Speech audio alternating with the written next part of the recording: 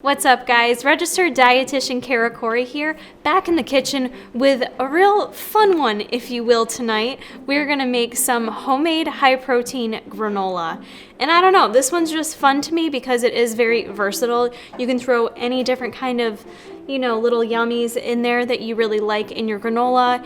And granola actually gets a bad rap, I think, sometimes due to the high sugar content that you may typically find when you go to a grocery store. So finding an alternative and making a home version is gonna allow you guys to have the control, know exactly how much sugar is going into it, and all that kind of stuff. So we're also gonna bump up the protein as per usual with our favorite here, MTS Nutrition Machine Whey. Tonight I am using the peanut butter Fluff, but you guys can use any flavor you want for granola. You can make it chocolatey, cookies and cream, you name it.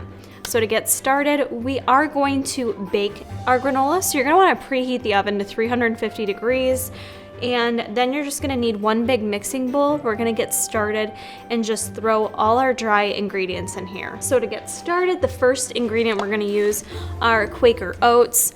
I would honestly probably suggest using old-fashioned oats just because they're a bit thicker and heartier. However, I'm trying to use up what I've got in my cupboard, which just happens to be the quick oats. So we're gonna use that today for my recipe, and I'm gonna use 1 full cup. You guys could get creative with that. You can use oats, you can use quinoa, you could use any other kind of oat out there. It doesn't have to be this specific type. So you can have fun with it. You can mix a combination if you like as well. But we've got 1 cup in there, and then we're gonna add all our fun stuff. So I'm gonna start with the protein, and I'm gonna add 1 full scoop of our peanut butter fluff protein, which is currently in stock. So you can head to tigerfitness.com. Link will be in the description box if you'd like to go check that out now. We're gonna add a whole lot of different healthy kind of stuff in this granola. So I'm gonna start out with organic flaxseed meal.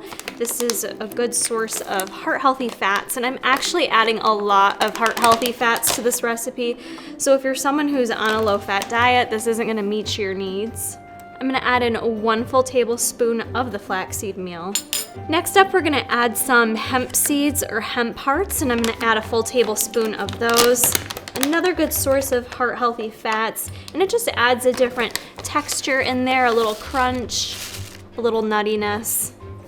I honestly think low-fat diets are pretty much out the door, right? People aren't really adhering to low-fat diets anymore. I think we all know the benefits of having a diet that's rich in heart-healthy fats, right? So this is gonna be more high than what you normally see for fats, but nothing to be alarmed. It's all good fat sources for you guys. Next, to add in a little chocolatiness, I'm gonna use some of these roasted cacao nibs. These are just straight up cacao, and I think that's how you say it, although I wanna call it cocoa because it sounds weird.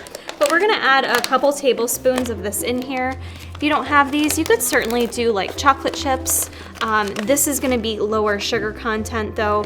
There's actually no sugars in this because it is just the raw cacao. So it gives you that dark chocolatey flavor, gives you the benefits of the chocolate as well without the sugar. So 2 tablespoons of that. Next, I have kind of already measured out this little variety plate here of yumminess. Again, you can substitute for what you like, but I chopped up some pecans. I say pecans, all right? Pecans sounds too fancy for me, but I've got here about 1/4 cup of chopped up pecans. And then if you like raisins, you go to town on raisins. I'm not a big raisin person. I do love a good dried cherry. So I picked up some dried cherries in the bulk section, and that's what I'm adding in here for that little bit of like chewy dried fruit bit. And then for a little more nuttiness, if you will, I'm adding in some pumpkin seeds, just raw pumpkin seeds, which are actually filled with nutrition as well. So I'm adding in a good portion of those. Just a couple things we're gonna add in here to kind of add a little more flavor to what we already have going on. First thing is gonna be some ground cinnamon. I use the Saigon cinnamon, I like that.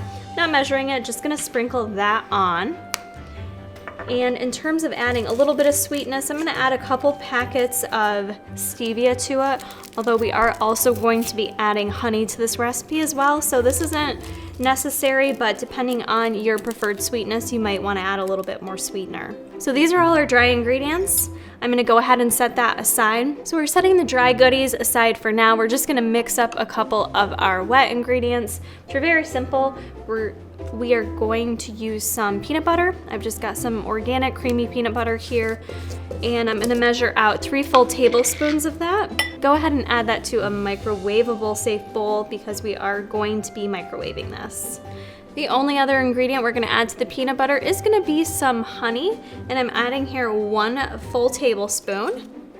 So go ahead and add that to your peanut butter, and then we're actually gonna throw this in the microwave just for like 30 seconds to melt it up together before we add it to our dry ingredients. Now we're gonna head back over to our dry ingredients, and we're gonna start mixing this into the mix. You're gonna notice it's not gonna get real, it's gonna remain fairly dry. So you're gonna wanna keep mixing it in and kind of be patient with it as we're going through this process.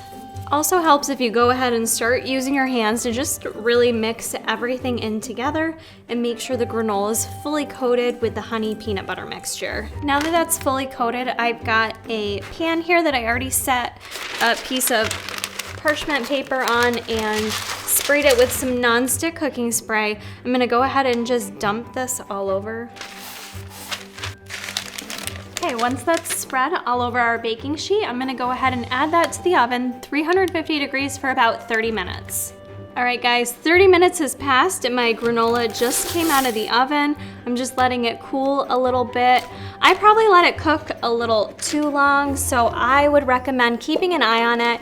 And probably about 10 minutes in, what I did do was I went in with a spatula and just mixed it up a bit so that it cooked evenly.